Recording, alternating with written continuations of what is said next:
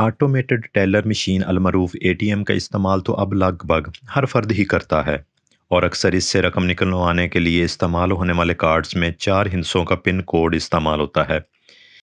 مگر کیا آپ کو معلوم ہے کہ آخر اے ٹی ایم کارڈ کے پن کوڈ کو 4 ہندسوں تک کیوں محدود رکھا گیا ہے؟ حالانکہ زیادہ نمبروں سے اس کا استعمال زیادہ محفوظ ہو سکتا تھا۔ تو اس کا جواب ایک خاتون کی خراب یادداشت میں چھپا ہوا ہے۔ جی ہاں، یہیں کوئی 5 دہائیوں سے زائد عرصے پہلے جان شیپرڈ بیرن نامی برطانوی موجد کو ایک ایسی مشین کا خیال آیا جس سے چاکلیٹس کی بجائے پیسوں کا حصول ممکن ہو سکے۔ اس طرح انہیں آٹومیٹڈ ٹیلر مشین کا آئیڈیا آیا اور 1967 میں لندن میں پہلی اے ٹی ایم مشین نصب کی گئی۔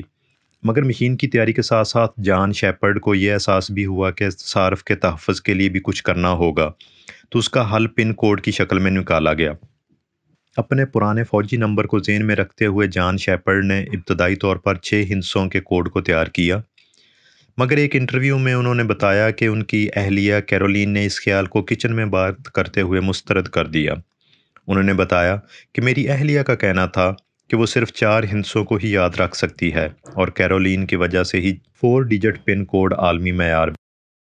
کیرولین کی کمزور یادداشت دنیا بھر کے کروڑوں افراد کی زندگیوں کو آسان بنانے کا باعث بنی، مگر یہ ذہن میں رہے کہ اس کے باعث ہیکرز کو صرف 10,000 نمبروں کے امتزاج پر غور کرنا ہوتا ہے۔ ویسے یہ تعداد بھی کافی زیادہ ہے کیونکہ اکثر اے ٹی ایم مشینوں میں پن کو متعدد بار ٹائپ کرنے کی اجازت نہیں ہوتی، تو پن کوڈ کا اندازہ کر لینے کا امکان کم ہوتا ہے۔ جان شیپرڈ نے زندگی میں متعدد چیزوں پر کام کیا، مگر انہیں اے ٹی ایم اور پن کوڈ کی وجہ سے ہی جانا جاتا ہے۔